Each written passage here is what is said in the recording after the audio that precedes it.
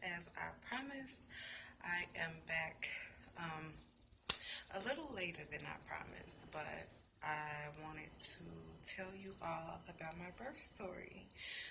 So, um, it's been about 2 weeks. I told y'all I would be back within a week. And a disclaimer, I may have interruptions in this video and have to go and get baby girl because I'm alone today, so I don't have anyone to watch her while I film the video.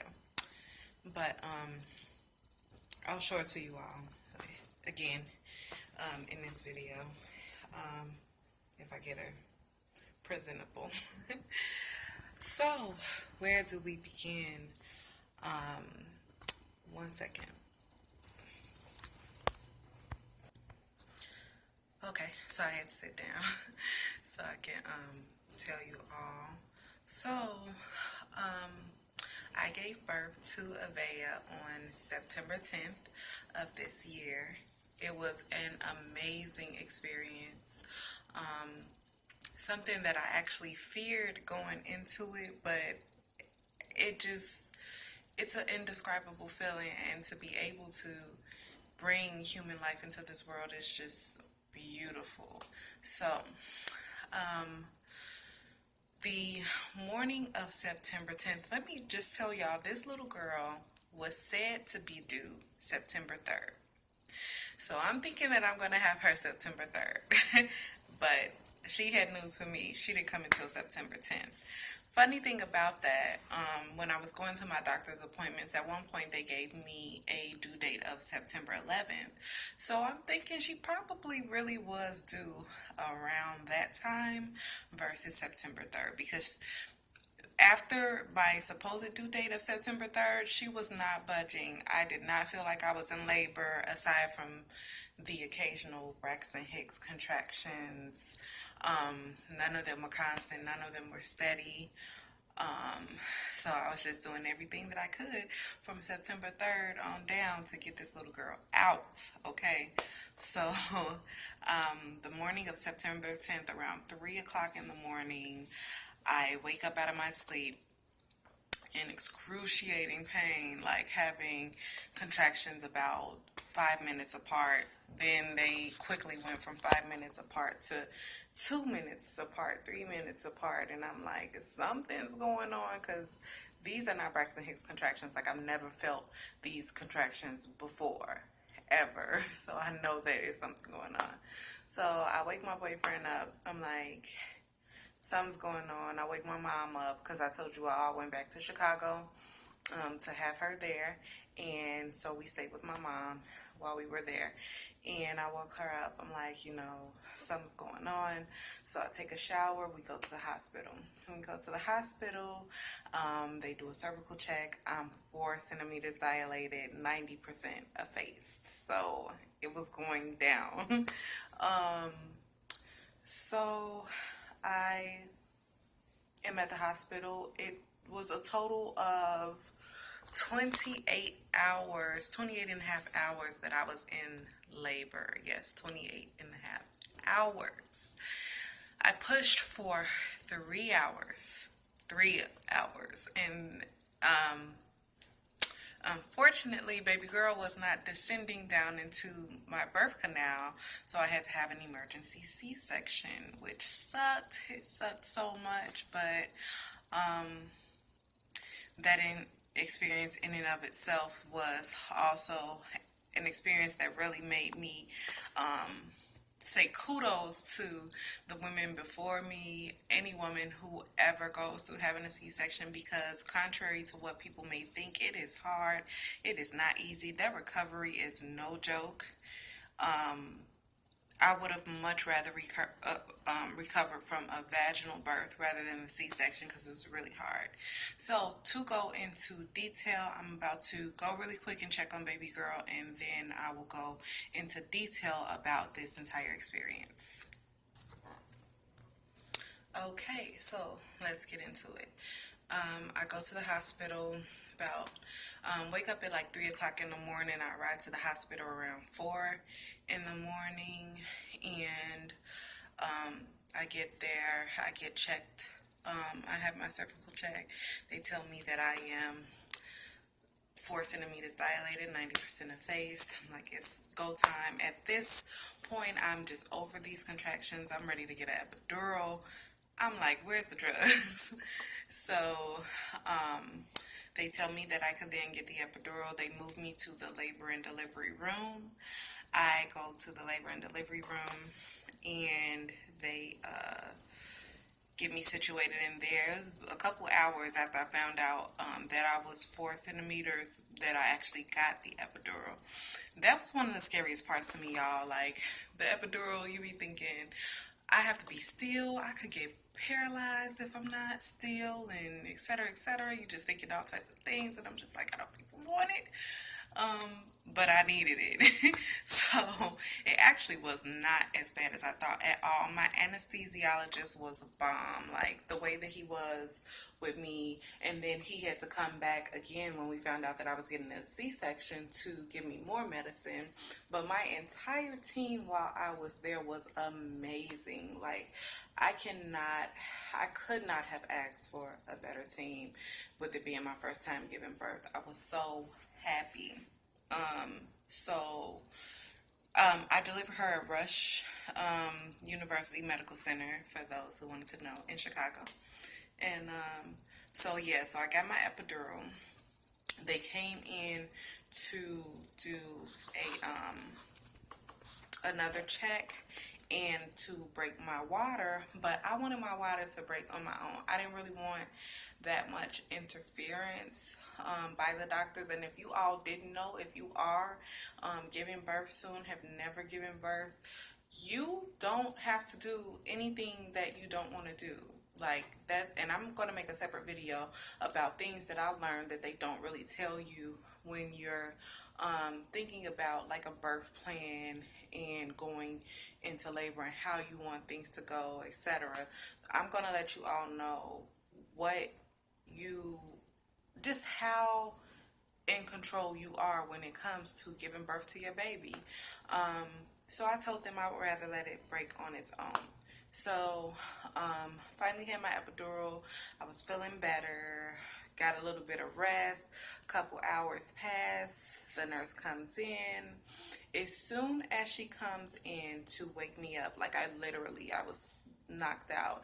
And she comes in and I wake up, bam, psh, big gush of water. Sorry, TMI to anybody who doesn't want to hear it, but my water broke on its own, like I wanted, by itself. So big psh, gush. It just felt like a bigger than you just peeing on yourself. Like, sorry if this is TMI. It was just a really gush of water.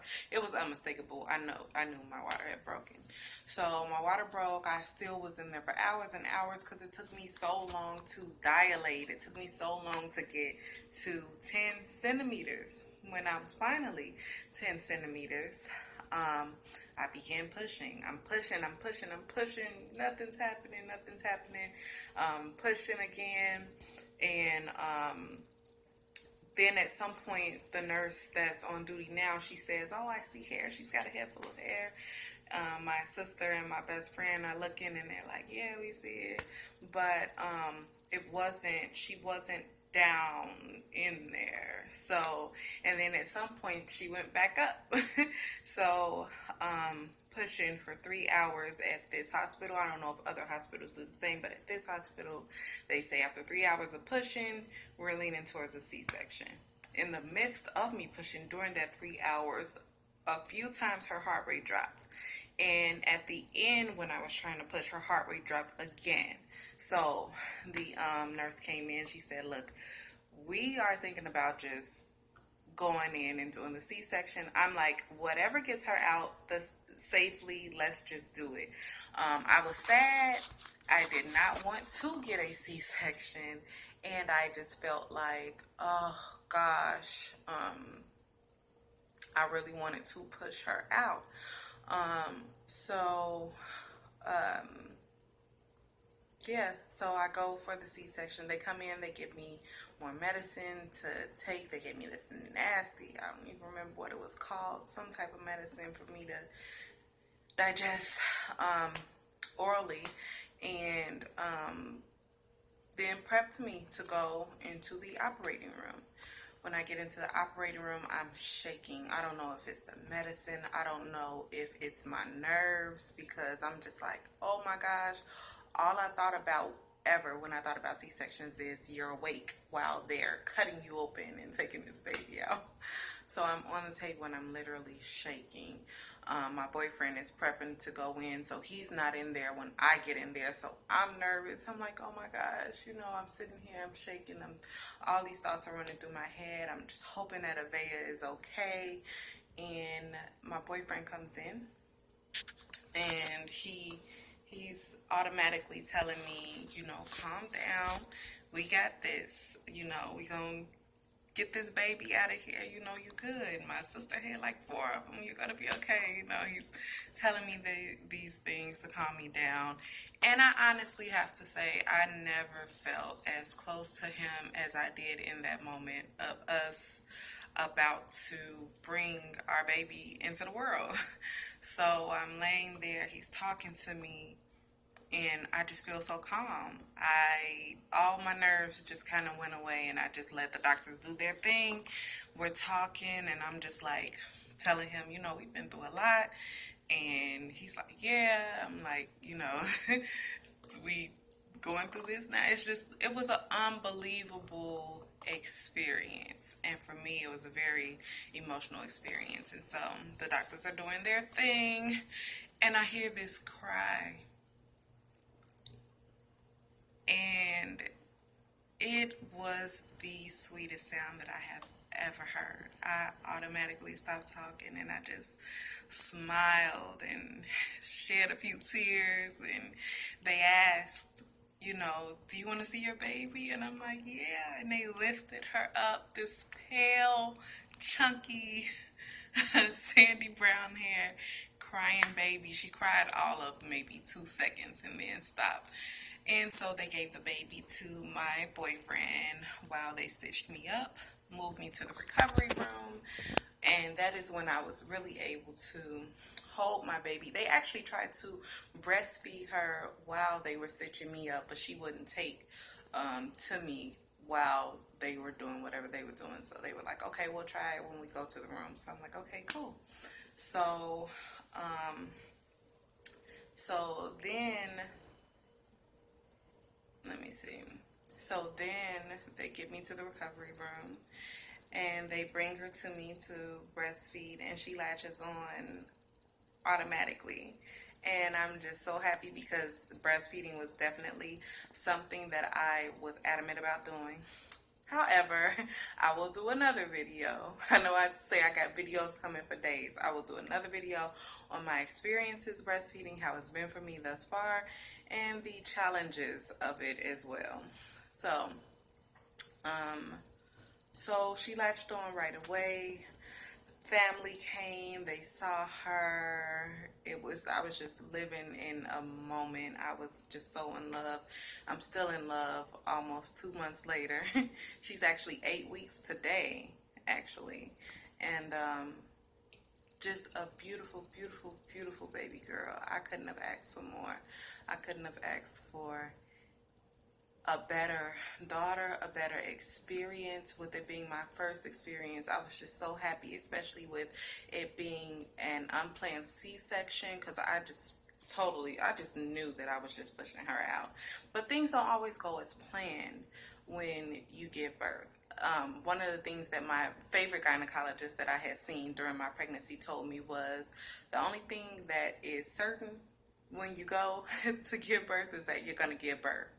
You don't know how it's going to happen. You don't know what's going to happen in the meantime. You just pray and hope for a healthy, safe delivery.